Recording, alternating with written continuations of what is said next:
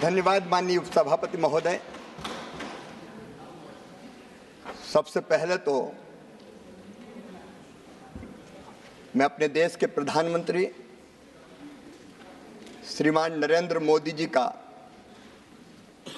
हृदय से आभार प्रकट करना चाहता हूं। किसानों की सेवा और कृषि की सेवा का दायित्व उनके नेतृत्व में मुझे सौंपा गया है और मैं इस दायित्व को पूरे परिश्रम, ईमानदारी, जिद, जुनून और जज्बे के साथ निभाने का प्रयत्न करूंगा। माननीय उपसभापति जी, मैं माननीय सभी सदस्यों का आभारी हूं। माननीय देवेगौड़ा जी जैसे एक्स प्राइम मिनिस्टर, उन्होंने अपने विचार प्रकट किए। पक्ष के और विपक्ष के सभी माननीय सदस्यों ने अपने विचार प्रकट किए हैं। चर्चा सार गर्भित थी। मैं माननीय सदस्यों को विश्वास दिलाना चाहता हूं कि चर्चा में जो सकारात्मक सुझाव आपने दिए हैं उन पर सरकार गंभीरता के साथ विचार करेगी और उनमें से जो व्यवहारिक होंगे निश्चित तौर पर किसानों के हित में सरकार सकारात्मक कदम उठाएगी, उठाने का प्रयत्न करेगी। माननीय उपसभापति जी, भारत अत्यंत प्राचीन और महान राष्ट्र है। 5000 साल से तो ज्यादा ज्ञात इतिहास है हमारा। जब दुनिया के विकसित राष्ट्रों में सभ्यता के सूर्य का उदय नहीं हुआ था, तब हमारे यहाँ वेदों की ऋचाएं रच दी गई थी। हमारे यहाँ ऋषियों ने कहा एकम सद विप्रा बहुधा वदंती। सत्य एक है, विद्वान उसको अलग अलग तरीकों से कहते हैं। इस चर्चा को मैंने इसी रूप में लिया है कि लक्ष्य एक है, किसानों का कल्याण। तरीके अलग अलग हो सकते हैं, रास्ते अलग अलग हो सकते हैं। हम प्रयत्न करेंगे कि सारे सुझाव को समाहित करते हुए आगे बढ़ें। लेकिन माननीय उपसभापति जी, जितना हमारा राष्ट्र प्राचीन है उतनी हमारी खेती भी प्राचीन है। हजारों साल पहले से भारत में कृषि होती रही है। हमने बचपन में कई पौराणिक संदर्भ पढ़े हैं। जब ऋषि भी बच्चों को शिक्षा देते थे गुरुकुल में, तब भी उनके पास खेती होती थी और हमारे उस समय के बच्चे सीखते भी थे, पढ़ते भी थे और करते भी थे। इस कृषि को इसी भाव से लेकर हम कैसे किसानों के लिए बेहतर काम कर सकते हैं, उसका हम प्रयत्न करेंगे। माननीय उपसभापति जी, मैं तो सीधे सीधे अपनी बात कहना चाहता था, लेकिन जब चर्चा का प्रारंभ हमारे विद्वान मित्र सुरजेवाला जी ने किया तो उन्होंने थोड़ा छेड़ दिया। माननीय उपसभापति जी, हम किसी को छेड़ते नहीं हैं, लेकिन अगर कोई छेड़ दे तो फिर छोड़ते भी नहीं। इसलिए मैं वहीं से आरंभ करना चाहता हूं। बेहतर होता वो आज यहां उपस्थित होते। माननीय उपसभापति जी, उनको याद भी आए तो शकुनी याद आए। शकुनी, चौपड़, चक्रव्यूह और इन सारे शब्दों का संबंध है अधर्म से। जाकी रही भावना जैसी, प्रभु मूरत देखी सुन तैसी। शकुनी मतलब छल, धोखे और कपट के प्रतीक थे। चौपड़ में तो धोखे से ही हराया गया था। और चक्रव्यूह मतलब फेरवार नहीं, घेर के मारना। अब कांग्रेस को क्यों चक्रव्यूह, शकनी, चौपड़ ये याद आते हैं? माननीय उपसभापति जी, जब महाभारत काल में हम जाते हैं तो हमें तो भगवान श्री कृष्ण याद आते हैं। यदा यदा ही धर्मस्य ग्लानिर्भवति भारत अभ्युत्थानम धर्मस्य तदात्मानं सृजाम्यहम् परित्राणाय साधूनां विनाशाय च दुष्कृताम धर्म संस्थापनार्थाय संभवामि युगे युगे। हमको तो कन्हैया याद आते हैं। जब जब धर्म की हानि होगी, अधर्म बढ़ेगा, पाप बढ़ेगा, अत्याचार अनाचार बढ़ेगा, तब तब धर्म की रक्षा और अधर्म के नाश के लिए मैं बार बार आऊंगा, ये भगवान श्री कृष्ण ने कहा था। लेकिन अनीति और अधर्म किसने किया? ठगी किसने की? माननीय उपसभापति जी, कांग्रेस के डीएनए में ही किसान विरोध है, मैं ये कहना चाहता हूं। ये आज से नहीं, प्रारंभ से ही कांग्रेस की प्राथमिकताएं गलत रही है। हमारे प्रथम प्रधानमंत्री स्वर्गीय पंडित जवाहरलाल नेहरू जी, मैं उनका आदर करता हूं, लेकिन भारतीय परंपरा खेती के बारे में उसका निर्वाह नहीं किया। रूस गए, वहां से एक मॉडल देख के आए और कहा कि रूस का मॉडल लागू करो। भारत रत्न चौधरी चरण सिंह जी ने कहा यह नहीं हो सकता, भारत की कृषि की परिस्थितियां बिल्कुल अलग है। प्राथमिकताएं गलत थी उपसभापति जी। 17 वर्ष तक उन्होंने प्रधानमंत्री जी के पद को सुशोभित किया, लेकिन तब क्या होता था? अमेरिका से PL 480 सड़ा हुआ लाल गेहूं भारत को खाने पे विवश और मजबूर होना पड़ा। माननीय उपसभापति जी, स्वर्गीय इंदिरा जी के समय, मुझे अच्छी तरह याद है, हम छोटे थे, उस समय किसानों से जबरदस्ती लेवी वसूली का काम होता था। जबरदस्ती लेवी वसूली जाती थी। अगर 2 क्विंटल भी है तो 1 क्विंटल दे के जाओ। बिंडे खोद दिए जाते थे, रखा हुआ अनाज उठा लिया जाता था। भारत आत्मनिर्भर नहीं हुआ। स्वर्गीय राजीव जी ने भी बात जरूर की, उन्होंने बात अवश्य की एग्रीकल्चर प्राइस पॉलिसी की, लेकिन किसानों की आय बढ़ाने के लिए कोई सार्थक कदम नहीं उठाए। यहां तक कि माननीय उपसभापति जी, उदारीकरण का प्रारंभ हुआ। स्वर्गीय नरसिम्हा राव जी, मनमोहन सिंह जी उस समय वित्त मंत्री थे, लेकिन उस समय भी कृषि से जुड़े उद्योगों को डी लाइसेंसिंग नहीं किया गया, क्योंकि प्राथमिकता गलत थी।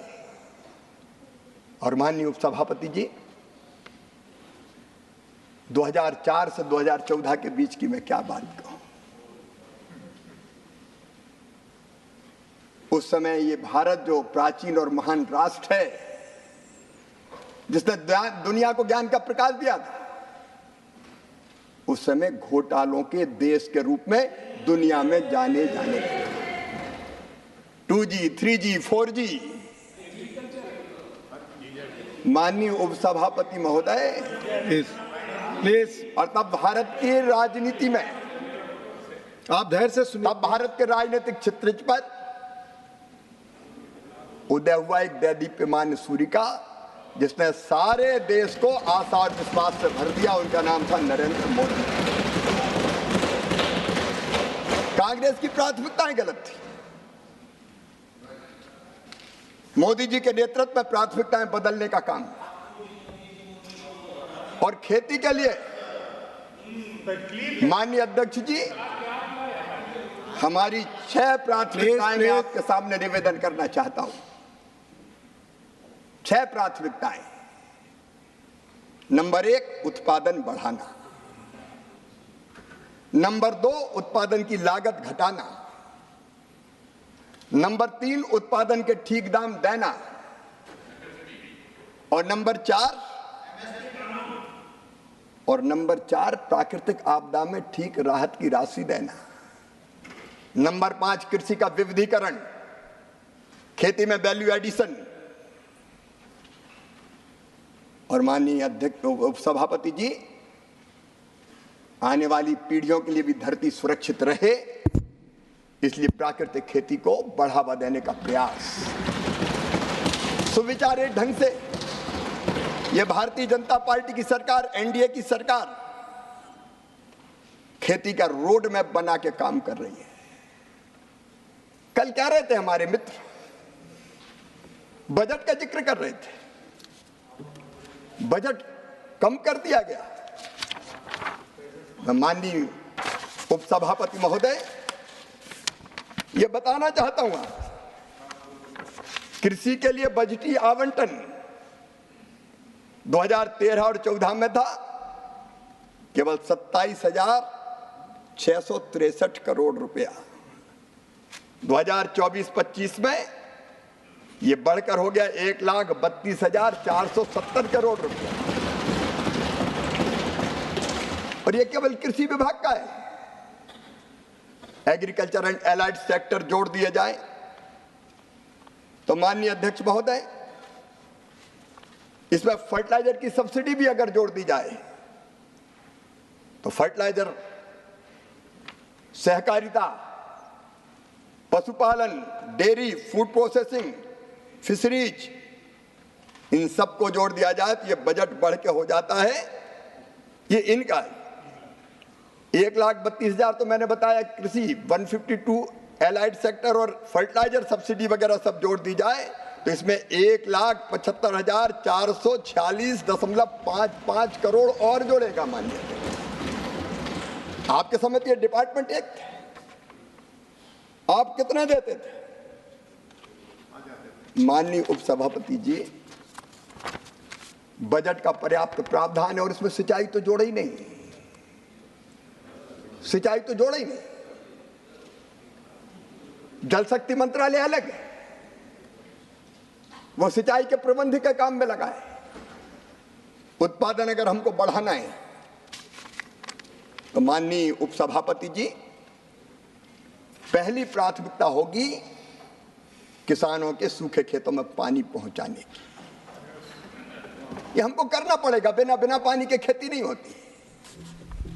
और आज मैं कहना चाहता हूं, सिंचाई की व्यवस्थाओं में बरसों तक कांग्रेस की सरकार रही, कभी उतनी गंभीरता से ध्यान नहीं दिया गया। मैं एक नहीं अनेकों उदाहरण दे सकता हूं। मध्य प्रदेश में अगर देखें तो कांग्रेस, राजा, नवाब, अंग्रेज सबने मिला के सिंचाई की व्यवस्था की थी केवल 7.5 लाख हेक्टर में, और जब हमारी सरकार आई तो बढ़ा के हमने कर दी थी उसको 47.5 लाख हेक्टर, और उसको बढ़ा के 65 लाख हेक्टर पे लगातार हमारा काम चल रहा है।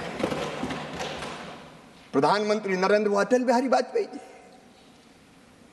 रिवर लिंकिंग की बात उनने की, और रिवर लिंकिंग के प्रोजेक्ट को अगर सबसे पहले साकार किसी ने किया तो गुजरात में जब मुख्यमंत्री थे नरेंद्र मोदी जी, तो उन्होंने किया। नर्मदा जी के पानी को कई नदियों में प्रवाहित करके उन्होंने जो नदियां समाप्त हो गई थी उनको जीवित करने का काम किया। भाजपा शासित राज्यों ने कई जगह काम किया। मध्य प्रदेश में भी मैं जिनका बहुत आदर करता हूं, पूर्व मुख्यमंत्री रहे हैं आदरणीय दिग्विजय सिंह जी भी यहां बैठे। जब रिवर लिंकिंग की बात आई और यह कहा गया कि क्या नर्मदा जी को छिप्रा जी से जोड़ा जा सकता है, तब उत्तर था उधर से कि नहीं, इम्पॉसिबल। हमने कहा संभव शब्द हमारे शब्दकोश में नहीं है, और तय किया कि नर्मदा जी के पानी को छिप्रा जी में ले जाएंगे और ले जाके दिखा देंगे। नर्मदा छिप्रा, नर्मदा जी गंभीर, नर्मदा जी पार्वती, नर्मदा जी काली सिंध, सबको जोड़ने का काम हुआ। और आज नरेंद्र मोदी जी के नेतृत्व में कैन और बेतवा को जोड़ने के प्रोजेक्ट को भी स्वीकृति दे दी गई है। 20 लाख हेक्टर जमीन, 20 लाख एकड़ जमीन में सिंचाई, सिंचाई पहली प्राथमिकता होनी चाहिए थी।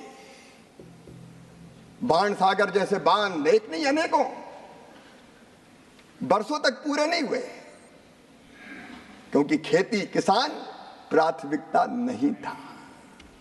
आज मुझे गर्व ये कहते हुए कि प्रधानमंत्री नरेंद्र मोदी जी के नेतृत्व में प्रधानमंत्री सिंचाई योजना पर भी काम चल रहा है और उसके साथ साथ एक नहीं अनेकों सिंचाई की योजनाएं जिस पर हम काम कर रहे हैं।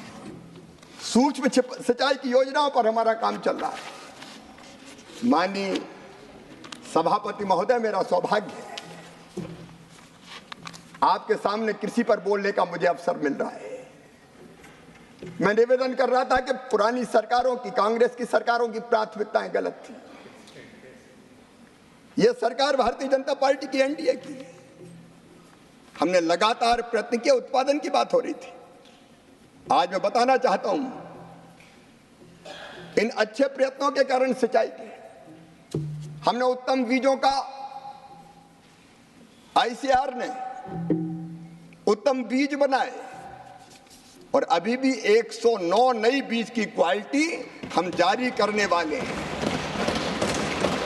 क्योंकि उपज अगर बढ़ाना है तो अच्छे बीज चाहिए, जलवायु अनुकूल जीव चाहिए, बेहतर सिंचाई चाहिए, अच्छा आदान चाहिए। और 10 साल से मोदी जी के नेतृत्व में ये हो रहा है। और इसलिए उत्पादन अगर आप देखेंगे तो 2023-24 में खाद्यान्न का उत्पादन केवल 329 मिलियन, 23-24 में खाद्यान्न का उत्पादन 329 मिलियन टन तक माननीय सभापति महोदय पहुंच गया है। और इस समय अगर हम हॉर्टिकल्चर देखें, बागवानी देखें, तो 23-24 में बागवानी का उत्पादन 352 मिलियन टन तक पहुंच गया है। हम यहां रुकेंगे नहीं, आगे बढ़ेंगे। कल दलहन और तिलहन की बात हो रही थी। जब उधर की सरकार थी माननीय सभापति महोदय, दलहन का उत्पादन, तिलहन का उत्पादन वो प्राथमिकता नहीं थी, लगातार घट रहा था। लेकिन मुझे कहते हुए गर्व है कि दलहन और तिलहन के क्षेत्र में भी अब तेजी से काम हो रहा है और उत्पादन लगातार बढ़ रहा है। उत्पादन बढ़ रहा है, उत्पादकता बढ़ रही है।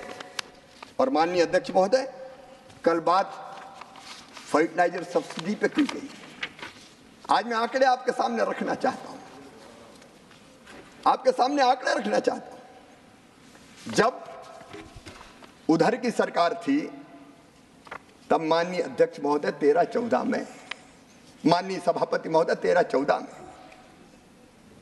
फर्टिलाइजर सब्सिडी थी 71,280 करोड़। लेकिन पिछले साल 23-24 में फर्टिलाइजर सब्सिडी थी 1,95,420 करोड़। मैं वर्षवार बता सकता हूं। 18-19 में 73,435 करोड़। और इस साल कह रहे थे वर्षवार मेरे पास आंकड़े हैं कि घटा दी गई है। आज मैं कहना चाहता हूं माननीय सभापति महोदय, फर्टिलाइजर की सब्सिडी में जितना पैसा लगता है सरकार व्यवस्था करती है। बजट के प्रावधान के अलावा भी अतिरिक्त राशि देनी पड़ती तो दी जाती है।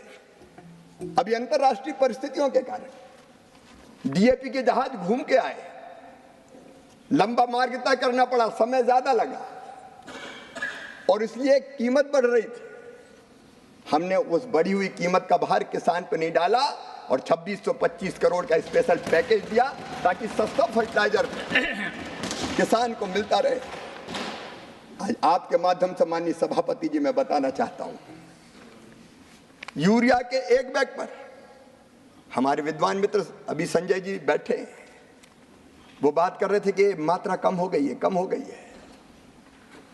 माननीय सभापति जी, यूरिया के एक बैग पर 45 किलोग्राम का 50 से 45 हुआ है, लेकिन लागत भी कम कर दी। अब 45 किलोग्राम पर सरकार सब्सिडी देती है 2,100 रुपया। ये मोदी जी की सरकार देती है। किसानों के लिए केवल 266 रुपया में मिलता है।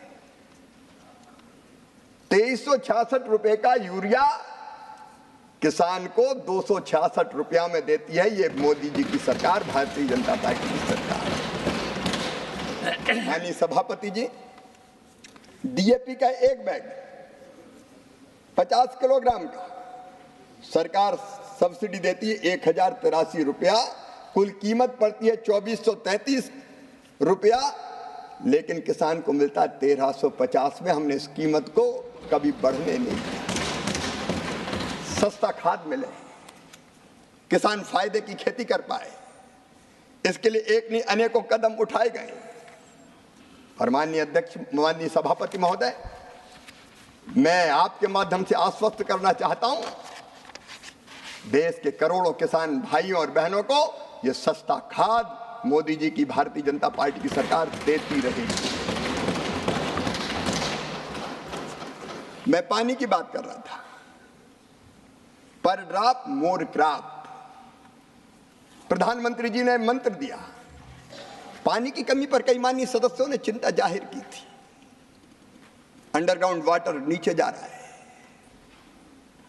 कई जगह सूखे का संकट है, इसलिए पानी की एक एक बूंद हमें बचानी पड़ेगी और इसलिए सूक्ष्म सिंचाई योजना लाई गई। ड्रिप के माध्यम से, स्प्रिंकलर के माध्यम से, प्रेशराइज पाइप के माध्यम से नहर में बहता हुआ पानी सीपेज भी होता है, बाष्पीकरण भी हो जाता है, लेकिन सूक्ष्म सिंचाई योजना ऐसी है जिससे एक एक बूंद पानी सीधे किसान के खेत में पहुंचता है, किसान के खेत में जाता है। पिछली सरकार को पानी का महत्व नहीं मालूम था। माननीय सभापति जी, अब सूक्ष्म सिंचाई योजना में अगर आप देखेंगे तो इस सरकार ने 23-24 तक 14-15 से 21,312 करोड़ रुपया खर्चा किए हैं और हमने तेजी से क्षेत्रफल को बढ़ाने का काम किया है। माननीय सभापति जी, कल कृषि के मशीनीकरण की बात हो, सच्चाई बयान करते, चना 3100 आप खरीदते थे, हम खरीदते 5,440, मसूर आप खरीदते थे 2,950, हम खरीदते 6,425, तुअर आप 4,300 खरीदते थे, हम खरीदते 7,550, उड़द आप 4,300 खरीदते थे, हम खरीदते 7,400, एक एक फसल के रेट। और एक बात मैं और कहना चाहता हूं आपके माध्यम से देश के किसानों से, दलहन में देश को आत्मनिर्भर बनाना है, आयात पर निर्भरता समाप्त करना है और इसलिए सरकार ने फैसला किया कि अरहर हो, मसूर हो, उड़द हो, जितनी किसान पैदा करेंगे पोर्टल पर रजिस्ट्रेशन करवाए, पूरी की पूरी खरीदी जाएगी, एमएसपी पे पूरी की पूरी खरीदी। कल बात कही जा रही थी विद्वान मित्र सुरजेवाला जी, वो नहीं है माननीय सभापति जी, मेरा तो सब्जेक्ट ही खत्म हो गया, बोल के चले जाते हैं। वो कह रहे थे कि पैदा इतना हुआ खरीदी इतनी, पैदा इतना हुआ खरीदी इतनी। एमएसपी काय के लिए होती सभापति जी? अगर किसान को एमएसपी के नीचे दाम मिले तो वो एमएसपी पे बेचेगा, अगर फसल के ठीक दाम मिले तो एमएसपी पे बेचने नहीं आएगा। अब जानते हैं माननीय सभापति महोदय, मध्य प्रदेश में सरबती गेहूं पैदा होता है, सरबती गेहूं के रेट है 4,000-5,000 रुपया क्विंटल। क्या वो भी एमएसपी पे बिकवाना चाहते हैं? हरियाणा में, पंजाब में, मध्य प्रदेश में बासमती राइस होता है, अच्छे दाम मिलते हैं। कनाडा, अमेरिका, आज भारत का बासमती राइस धूम मचा रहा है। 40,000 करोड़ रुपए का हमने निर्यात किया माननीय सभापति। अच्छे दाम मिलेंगे तो जबरन बेचने आए, तुम तो एमएसपी पे ही खरीदो। दालों के कई बार अच्छे दाम मिलते हैं और जब अच्छे दाम मिलेंगे तो एमएसपी पे खरीद कैसे होगा? और सब किसान पूरा बेचते नहीं है। अब उनको पता ही नहीं है कि अपने खाने के लिए भी रखते हैं। गांव में कई बार परंपरा है कई बार परंपरा है कि किसान कृषि मजदूरों को पैसे नहीं देते, अनाज ही देते हैं। अब उन्हें आंकड़े पढ़ दिए, अब मुझे पता नहीं खेती से मतलब है कि नहीं है। माननीय मंत्री जी, सभी को यह जानने की बहुत आवश्यकता है।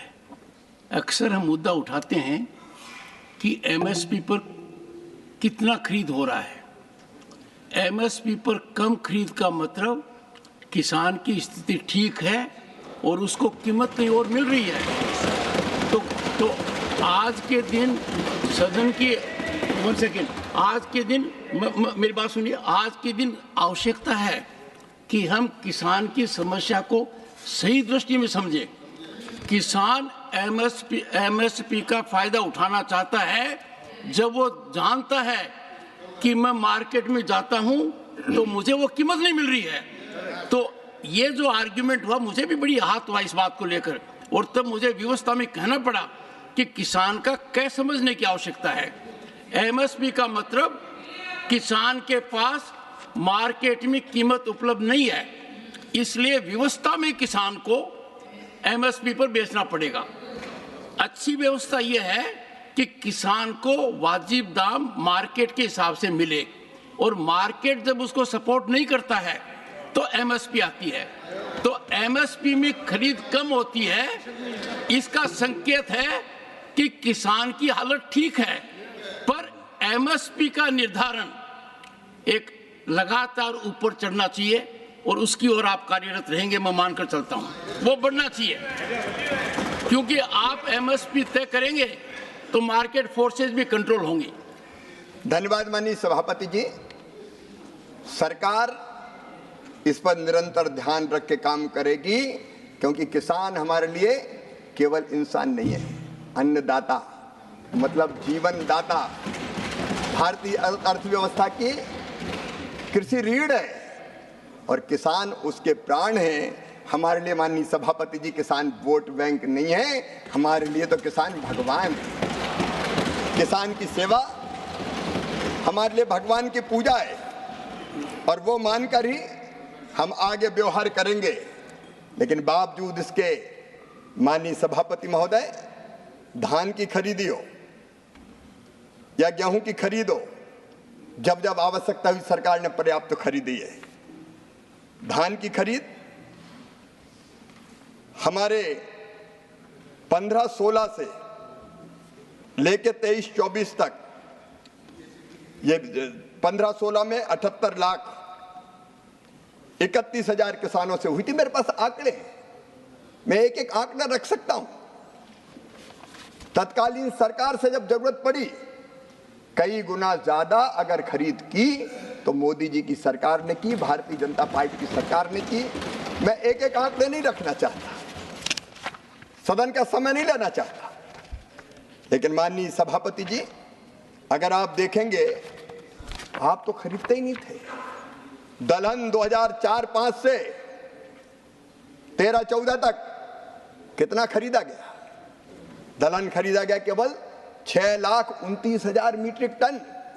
लेकिन यह सरकार है जिसने 14-15 से 23-24 तक 1,70,00,000 मीट्रिक टन दलहन खरीदा। जब किसान को जरूरत पड़ी, हम पीछे नहीं हटे। हम ना तो पीछे हटे और ना किसान कल्याण में पीछे हटेंगे। माननीय सभापति जी, आज मैं आपके माध्यम से आश्वस्त करना चाहता हूं, ये सरकार किसानों को निरंतर समर्थन देना जारी रखेगी, मूल्य ठीक मिले, इसके लिए मोदी सरकार प्रतिबद्ध है, संकल्पबद्ध है। माननीय सभापति जी, क्रेडिट की, कर्ज की बात हो रही थी। मैं अभी बात कर रहा था प्रारंभ में, सकनी, चौपड़, ठगी, ये कर्ज की बात करते हैं अपने घोषणा पत्रों में, केंद्र के और राज्य के। एक बार नहीं, अनेकों बार का। जैसे ही हम सरकार में आएंगे, सारे कर्जे माफ कर दिए जाएंगे। मध्य प्रदेश, छत्तीसगढ़, राजस्थान, इनके नेता गए थे, सभाओं में गिनती गिनते थे, 2 लाख तक के कर्जे माफ 10 दिन के अंदर, और बोलते थे 1 2 3 4 5 6 7 8 9 10 दिन में कर्जा माफ, नहीं तो 11वें दिन मुख्यमंत्री हटा दिया जाएगा। लोगों ने एक बार जिता दिया 18 में, इंतजार करते रहे। 10 दिन हो गए, 1 महीना हो गया, 1 साल हो गया, कर्जा माफ नहीं हुआ। तो 1.25 साल में फिर से कांग्रेस की सरकार ही चली गई मध्य प्रदेश में, और दोबारा माननीय सभापति महोदय, दोबारा सरकारें वहां लौट के नहीं आई, क्योंकि ये छल और फरेब और ठगी अगर करती किसान के साथ तो कांग्रेस करती है, कांग्रेस करती है। ये तीन शब्द डिलीट होंगे। मैं क्षमा चाहता हूं माननीय सभापति जी। क्रेडिट और कर्जा माफी, माननीय सभापति जी, अगर हम क्रेडिट की बात देखें, कर्जा कितना मिलता था किसानों को? जब कांग्रेस की सरकारें थी तब किसानों के क्रेडिट कार्ड की व्यवस्था नहीं थी। मैं आज प्रणाम करना चाहता हूं स्वर्गीय पंडित अटल बिहारी वाजपेयी जी को। उन्होंने किसानों की उस तकलीफ को समझा और किसान क्रेडिट कार्ड की व्यवस्था के अंतर्गत कम ऋण पर किसानों को कर्जा मिलना प्रारंभ हुआ।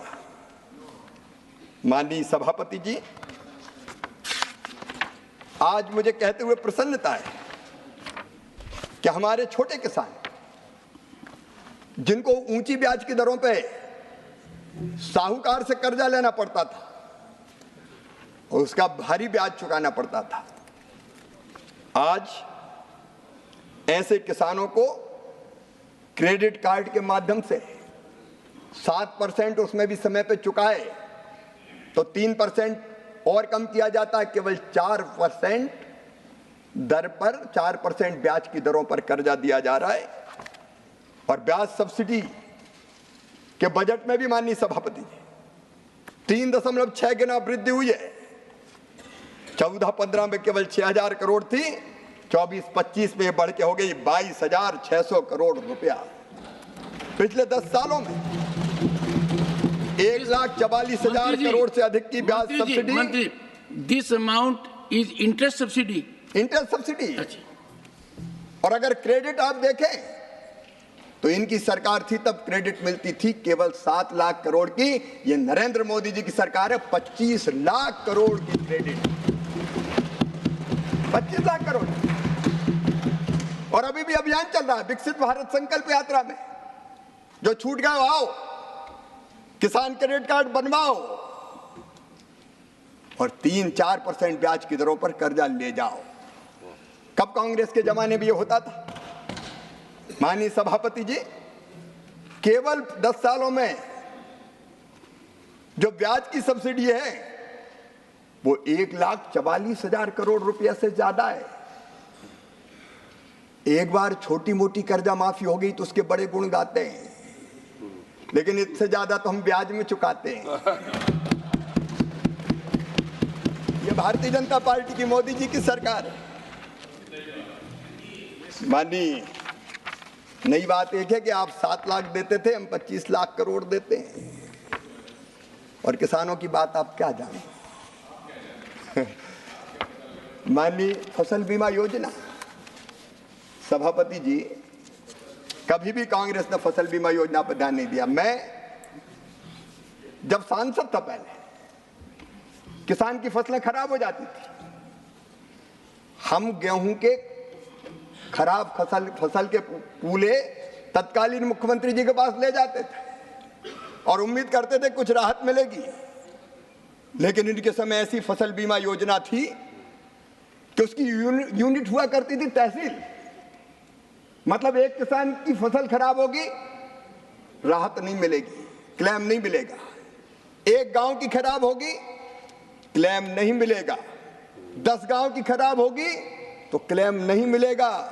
अगर किसी एक गांव की फसल खराब हो जाए तो भगवान से प्रार्थना करे कि पूरी तहसील की फसलें खराब हो जाए, निपट जाए, तब हमें मिलेगा। ये फसल बीमा योजना चला था, ये फसल बीमा योजना चलती थी, तहसील यूनिट होती थी। मोदी जी के आने के बाद प्रधानमंत्री फसल बीमा योजना बनी, प्रधानमंत्री फसल बीमा योजना। और माननीय सभापति जी, मुझे कहते हुए प्रसन्नता है, आज मैं बताना चाहता हूं, इस फसल बीमा योजना ने पूरे परिदृश्य को बदल के रख दिया है। माननीय सभापति जी, आप तुलना करके देख लीजिए, इनके समय नैस नाम की कांग्रेस की जब सरकार थी, फसल बीमा योजना चलती थी, उसमें ऋण के आवेदन थे केवल 3,51,00,000 और 23-24 में आए 8,69,00,000। जो नॉन लोनी अऋणी किसान आते ही नहीं थे, क्योंकि ये करते थे केवल किस बैंकों के कर्ज का बीमा। अगर धोखे से क्लेम मिल गया तो वो भी बैंक वाले अपना कर्जा काट लेंगे। किसान के पास क्या आता था? किसान को कुछ नहीं मिलता था, बैंक के लोन का बीमा होता था, किसान देखता रह जाता था। अब अलोनी किसान, नॉन लोनी किसान, इनके समय के बीमा करवाते थे, आवेदन आते थे केवल 20 लाख और अब आए हैं 5,48,00,000, 27 गुना से ज्यादा। बीमित क्षेत्र, माननीय सभापति जी, अब 5,98,00,000 हेक्टेयर हो गया है और कुल बीमित राशि इनके समय 82,000 करोड़ हुआ करती थी, अब बढ़ के 2,71,295,000 हो गई है। आप फसल बीमा की आलोचना करते हैं। किसानों के प्रीमियम, इनके समय किसान प्रीमियम देता था 16,442 करोड़, दावों में 63,617 करोड़ मिले और अब 32,440 करोड़ प्रीमियम और 1,64,000 करोड़ रुपया क्लेम किसान को मिला है। ये अपने आप में दर्शाता है कि किसान को अगर नुकसान होता है तो क्लेम दिया जाता है। ये दुनिया की सबसे बड़ी फसल बीमा योजना है जो प्रधानमंत्री नरेंद्र मोदी जी के नेतृत्व में चल रही है। और माननीय सभापति जी, आज कल कई देश इस योजना का अध्ययन करने आ रहे हैं, जिनको अपने यहाँ फसल बीमा योजना लागू करनी है। माननीय अध्यक्ष महोदय, मैं आपसे निवेदन करना चाहता हूं, जब कांग्रेस की सरकार थी एक समस्या और थी, किसानों ने तो देश के अन्न के भंडार भर दिए, उत्पादन बढ़ा हुआ उत्पादन फसल के उपरांत वो बेचने में अगर समय चाहिए तो रखें कहां? रखने की जगह नहीं थी। मुझे याद है माननीय सभापति जी, एक बार जब शरद जी कृषि मंत्री थे, मैं मध्य प्रदेश का मुख्यमंत्री था, मैं उनके पास आया कि हमें पीडीएस के लिए कुछ अतिरिक्त आवंटन दे दें। उनका दे कहां से दें, तुम प्रोक्योरमेंट कितना करते हो? तब मध्य प्रदेश से ज्यादा प्रोक्योरमेंट नहीं होता था, लेकिन हमने संकल्प लिया और मुझे कहते हुए गर्व है कि कृषि के उत्पादन को मध्य प्रदेश में 2004-05 में, जब कांग्रेस की सरकार थी, वो लगभग 1,19,00,000 मीट्रिक टन था, बढ़ के उस समय की बात बता रहा हूं मैं, 6,19,00,000 मीट्रिक टन हो गया था। अब हमारे सामने समस्या आई कि रखे कहां? खेत में गेहूं, खलिहान में गेहूं रखने की जगह नहीं, क्योंकि बियर हाउस तो कांग्रेस के जमाने में कभी बने नहीं। रखे कहां? और जब रखने की व्यवस्था नहीं थी तो औने पौने दाम तो बेचना पड़ता था। ना कोल्ड स्टोरेज थे, ना बियर हाउस थे, ना राइपनिंग चैम्बर थे, ना ग्रेडिंग साल्टिंग की व्यवस्था थी, और उसके कारण औने पौने दाम पे कई बार किसान को अपने उत्पाद को बेचना पड़ता था और लॉसेस भी बहुत होते थे। मैं धन्यवाद देना चाहूंगा प्रधानमंत्री श्रीमान नरेंद्र मोदी जी को, एग्रीकल्चर इंफ्रास्ट्रक्चर फंड की योजना बनी और योजनाबद्ध तरीके से तय किया कि किसान का उत्पाद रखने के लिए बेहतर इंफ्रास्ट्रक्चर बनाइए। और मुझे कहते हुए प्रसन्नता है माननीय सभापति जी कि बढ़ते हुए भंडारण को बढ़ते हुए उत्पादन को देखते हुए इस एग्रीकल्चर इंफ्रा फंड कल कह रहे थे सुरजेवाला जी, इतना प्रावधान था, इतना ही हुआ। अब वो पता नहीं कौन से साल के आंकड़े पढ़ लेते हैं। मुझे कहते हुए प्रसन्नता है 2020 में प्रधानमंत्री जी ने 1 लाख करोड़ रुपए के एग्री इंफ्रा फंड की घोषणा की थी और 26 जुलाई 2024 तक मैं जानकारी अपडेट करना चाहता हूं 72,222 कृषि इंफ्रास्ट्रक्चर परियोजनाओं के लिए 46,080 करोड़ रुपया स्वीकृत हो गए और इसमें निजी निवेश मिला के, क्योंकि जिसने बनाया उसने खुद का भी लगाया, 76,305 करोड़ रुपए का इन्वेस्टमेंट हो चुका है। 13,569 वेयर हाउस, 13,469 गोदाम, 15,443 प्राथमिक प्रसंस्करण केंद्र, 17,899 कस्टम हायरिंग केंद्र, 3,021 छटाई और ग्रेडिंग इकाइयां, 1,892 कोल्ड स्टोर, कोल्ड चेन और 20,338 अन्य प्रकार की फसलोपरांत प्रबंधन परियोजनाएं और सामुदायिक कृषि परिसंपत्तियां बनी हैं। ये भी किया तो श्रीमान नरेंद्र मोदी जी की सरकार ने किया, भारतीय जनता पार्टी की सरकार ने किया। माननीय सभापति जी, किसान को ठीक दाम मिले, इसके लिए नवाचारों की भी जरूरत थी और इसलिए प्रधानमंत्री जी के नेतृत्व में राष्ट्रीय कृषि मंडी इनाम इस व्यवस्था को बनाया गया। एक Akhil Bharatiya electronic trading portal है ये इनाम, जो एग्रीकल्चर जिन्स के लिए पंजीकृत राष्ट्रीय बाजार के लिए एक वर्चुअल प्लेटफॉर्म के माध्यम से रियल एपीएमसी के नेटवर्क को तैयार करने का प्रयास करता है। 23 राज्यों, बताते हुए प्रसन्नता है, 23 राज्यों और 4 केंद्रों में 1389 मंडियों को इनाम जारी किया गया है। 28 जुलाई 2024 तक इनाम पोर्टल पर 1,77,00,000 किसान और 2,59,000 व्यापारी पंजीकृत हो गए।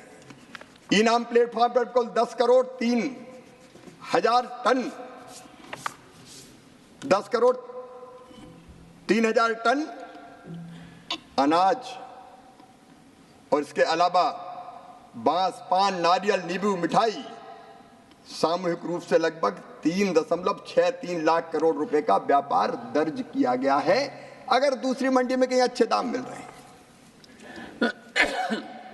तो किसान के पास कोई व्यवस्था नहीं थी कि वो बेहतर दाम पर बेच सके। इनाम के कारण अब ये धीरे धीरे संभव हो चला है और इससे किसान को बहुत लाभ हुआ है। माननीय सभापति जी, हम जानते हैं कि हमारे यहाँ खेत की जोत का आकार छोटा है। 85% किसान हमारे लघु हैं, सीमांत हैं। उनके पास खेती में लगाने को ज्यादा पैसा नहीं होता। अगर खाद खरीदना, बीज खरीदना इंडिविजुअल जाता है तो ज्यादा समय लगता है, पैसा लगता है।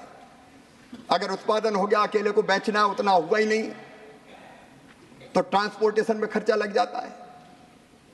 और इसलिए जरूरत थी कि कोई ऐसी व्यवस्था बनाई जाए जहाँ छोटे छोटे किसान एक होके अपना समूह बनाए, सामूहिक रूप से आदान खरीदें, अपने उत्पादन को सामूहिक रूप से बेचें और अगर जरूरत पड़े तो प्रसंस्करण के काम में भी उतर जाएं।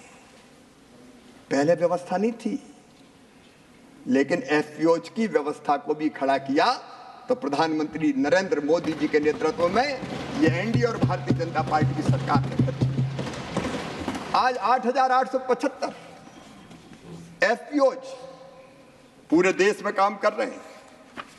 कहा आपने भी था कि हम ऐसे आयात और निर्यात की नीति बनाएंगे, उत्पादक समूह कंपनियों की आय वृद्धि में सहायता करेगी। लेकिन इनको तो किसान चुनाव के समय याद आता है, बाकी भूल जाते हैं। वोट बैंक नहीं माननीय सभापति जी, इंसान है कांग्रेस की प्राथमिकता कभी किसान नहीं रहे, हमने इंसान मान के काम किया है। और इसलिए माननीय सभापति महोदय, इन एफपीओज के माध्यम से माननीय मंत्री जी, we have today about 4.5 minutes. Would you like to conclude today or? माननीय सभापति जी, मेरी विनम्रता पूर्वक प्रार्थना है कि देश के किसान और कृषि की जिम्मेदारी मुझे मिली है, तो कुछ बुनियादी चीजें मैं सदन के माध्यम से रखना चाहता हूं।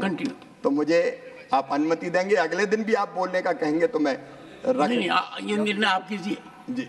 जब तक खत्म नहीं